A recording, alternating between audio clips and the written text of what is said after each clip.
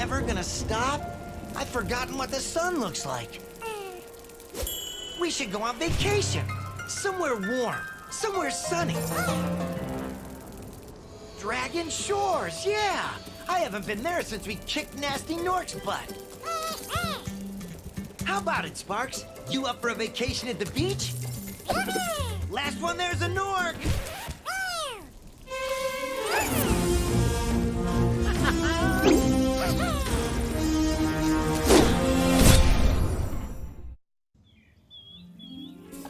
Is it working, Professor?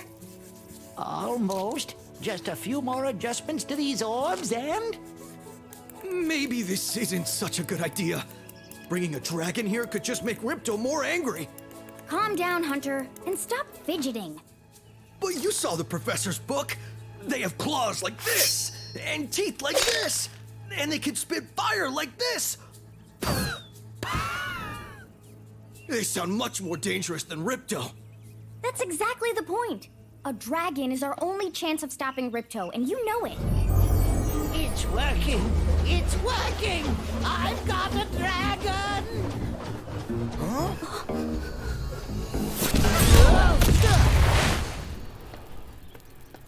Whoa, rough landing. Hi, which way's the beach? Huh? Hey, stop staring. Haven't you guys ever seen a dragon before? You're a dragon? You got a problem with that, pussycat? Well, well, someone forgot to invite me to the party. Were you trying to keep something from me? A dragon? You brought a dragon to Avalar? I hate dragons. Yeah! Crush! Kill it! Kill it!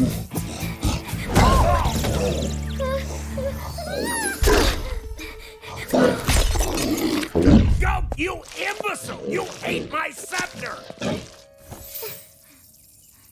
I'll deal with you later!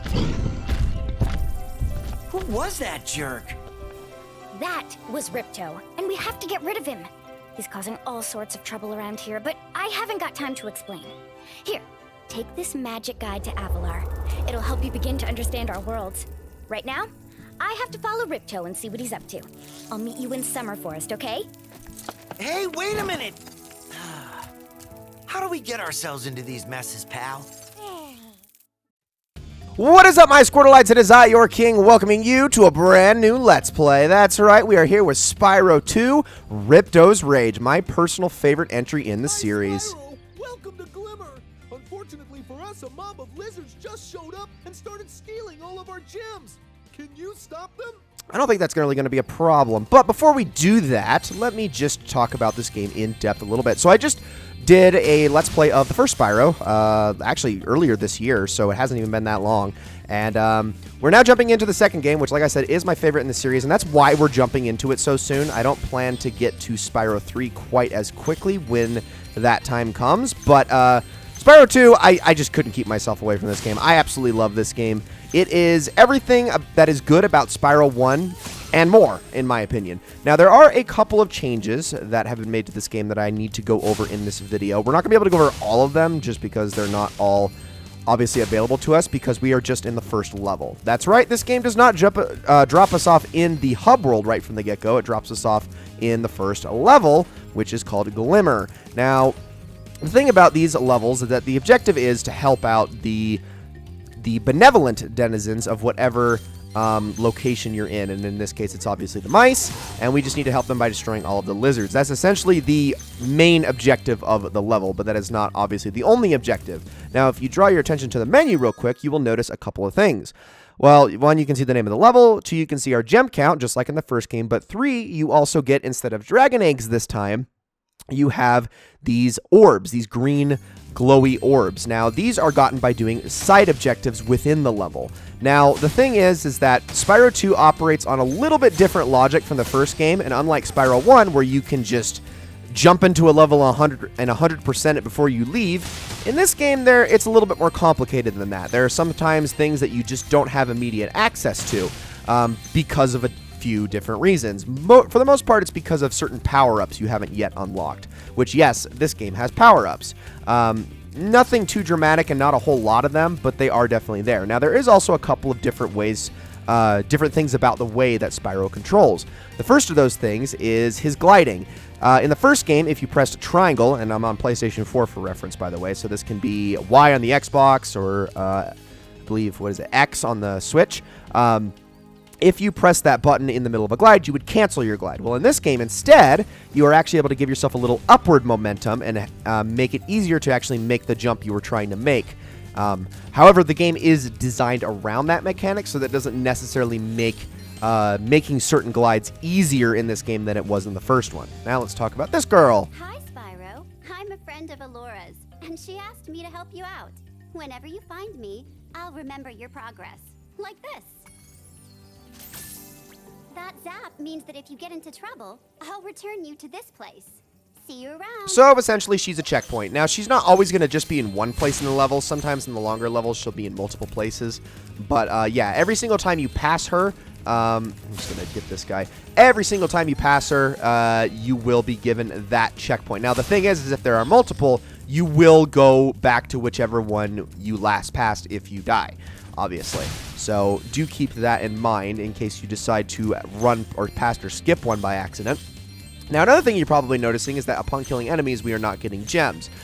They decided that, and I think it's for the best, they decided that you don't need to get gems from enemies. They decided to scatter them throughout the level by other means. Now, what you are getting, these little glowing orbs, are necessary for unlocking power-ups within the level. I'm not talking about, like, actual upgrades to the way Spyro controls. I'm talking about, like, the gates that allow Spyro to breathe fire indefinitely or glide indefinitely, things like that. But gems still serve a purpose. This is one of those. You must be the dragon everyone's talking about. Well, dragon or not, I'm afraid there is a small fee to open the bridge. It will cost you 100 of your gems to cross. Yeah, we'll pay it. Thank you, Mr. Dragon. Spyro, was it? You can now use the bridge whenever you want, free of charge. I hope we meet again when you have even more gems. Okay, so obviously this guy's meant to be kind of a dick. Yeah, he's taking your money and all that. I understand that. Now, granted, I don't know. I don't hate him that much. Mostly just because she was just talking about camera controls, by the way, which we already know from the first game. But I don't really think he's actually that bad because every single thing that Moneybags ever does for you is essentially required. Like, you have to do it. So it's like, oh no, he's basically the only thing he serves as, or the only function or purpose he has, is to basically be like, you can't go this far in the level unless you have done enough in the previous part of the level, essentially. He just kind of keeps you from speedrunning the level. But, Spyro, thanks for helping us fight off the lizards. Please take this talisman of Glimmer as a sign of our gratitude. And right here, you see our reward for completing the main objective of the level, which again is just kill all the enemies and get a talisman. Next to me will take you to Summer Forest, one of the home worlds of Avalar. So that right there is going to take us back to the hub world, which they have called Summer Forest. Now, we will be going through that at the end of the level, but we're not entirely done here, and also I missed a gem. You're also probably noticing that some of the gem colors have changed, like instead of blue gems being worth 5, now it's these purple gems with like a flat top on them, which is different. I mean, there's some minor aesthetic changes, but otherwise it's not too dissimilar from the first game. Nothing that you can't really get used to super quickly. But I'm just going to grab as many gems around here as I can, and we're going to actually jump on into one of those side objectives here soon. Now, this right here, this is going to allow us to fly for a certain period of time, one of these gates. Now, we did encounter those in the first game, but that would actually not be unlocked to us if we hadn't killed enough enemies earlier in the level. That is, again, what those orbs are for.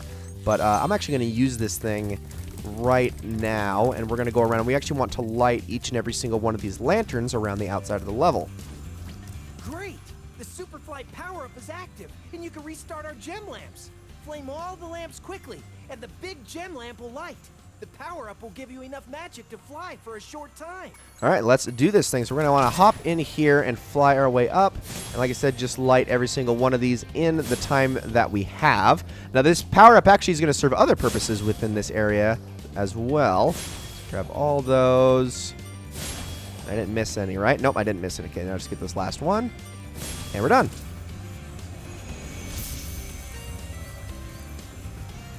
Thanks for helping me light the lamp, Spyro. A fairy gave me this orb, but I like gems better. You take it instead. Thanks, Kanga. Now, to get... there is another orb that's gotten through the same method, but unfortunately, this is the one orb that we cannot get in this level yet. That is actually done back in the cave. You probably noticed off to the side, and I can actually point it out later, that there is a ladder that we cannot... access at all. It's just sitting there on the side, and if we just walk into it, nothing happens. So there is, unfortunately, that. Let's see if I can get up here that way. There we go. So that's the function of the little upward burst that you can get by pressing triangle at the end of your jump. You can also do it with R3, because R3 and triangle essentially function as the same button. Again, on PlayStation 4, you know, you've got your Switch and Xbox equivalents. The buttons are mapped out the same way. They're just labeled differently on your controller. Okay, so I actually want... Well, no, I will do that after. Let's go in here first, and let's talk to... Is there another one right here? Okay. Let's talk to the mousey that's in here and get ourselves another orb. This is the third orb. Little lizards have eaten my entire crop of gems. I've tried hitting them with rocks, but they're too fast for me. You can try using one of my rocks. If you have any questions, just ask me. All right, Bouncer. So he's going to chuck us a rock, and what Spyro will do is actually pick it up in his mouth, and then what we're going to want to do is go into first-person mode. Well, kind of first-person. Nice shooting. And shoot him. Follow me to the next lizard. It's essentially the same button. To shoot it is essentially the same button as spitting out fire. Spit out fire, you know? So we're just going to follow him over to the next spot. Now, the only annoying thing about this little side mission right here is that if you're standing too close to the mouse when you try to aim, you will actually accidentally end up talking to him instead. All right, yeah, got it. Okay, so give me that. So let's not get too close to him, and then just aim in. Now, you do need to put a little bit of lift on it when they're farther away because those rocks do drop, but otherwise you should be able to hit them dead on, no problem. All right, so let's just follow him to the next one, which I do believe is in the cave. Oh, no, it's right here. The fourth one's in the cave. All right, so this time he's just talking about aiming up high. This is just essentially, you know, learning how to use the camera, the mini game, but that's really all there is to it. Like I said, it's a tutorial level, obviously. This is just, and it's not a bad one either because, like, even if you've just gotten off of playing the first Spyro, it's like you basically go through the tutorial in this level, and then once you get to the hub world, and then you're done. And that's really all there is to it. It's nothing too bad. Plus, you're obviously allowed to skip any and all dialogue boxes without issue, as well as cutscenes if you're that kind of person. Let's spit that one. There we go. I'm just going to kind of preempt the guy and walk over this way. So here's that ladder I was talking about, and as you can see, there is a Superfly power-up up there. We can't get to it, though, because that ladder is inaccessible, as I said before. So let's just keep following this guy. Now, we still can access a bunch of gems without the Superfly power-up. We just can't... I think we can access every gem without that Superfly power-up. We just can't get to all of the orbs that we need. All right, so he is... Where are you? Oh, there you are. So this one's actually going to move side to side, so you might want to wait for him to start moving, and then he'll stand there for a little while longer after that, and then you should be good. So now we're going to head on over here and jump up this way. Perfect. Oh, give me that. So he is actually... No, I don't want to talk to you. So, you have to get, like, kind of far away from him to do it. Okay, so he's going to move back and forth as well, but we got him. Pretty generous hitbox nonetheless. You've saved my crop of gems from the lizards. Here, take this orb. Some girl with wings dropped it here yesterday. I'm sensing a pattern already about where these orbs are coming from, but okay. We will take that. Thank you very much. And that is 2 orbs down. Now, let's get the last of the gems that we can access in this level as of right now. Now, you're only supposed to be able to get, like, 1 more pot of gems in this level, but there's another one that you can technically get to if you play your cards right. So let me head on over here. Now, the only other one we're supposed to be able to get is actually in the cave where that last side quest began. But if you take this, you can actually fly over here. Now, I think you can technically make the jump as well if you time it just right and use your triangle jump at the end. But otherwise, you might as well just use the Superfly. It's a lot easier. Now, I don't think that there's any in here, but it doesn't hurt to check. Okay, there isn't any in here. So let's restart this power-up. Now, if you try to take it too far into the cave, you're actually going to be denied.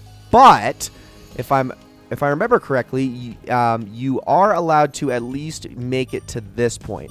They basically wear it down really quickly so that you can't, like, cheat and get all of these lanterns in one go. Because you really can't either way.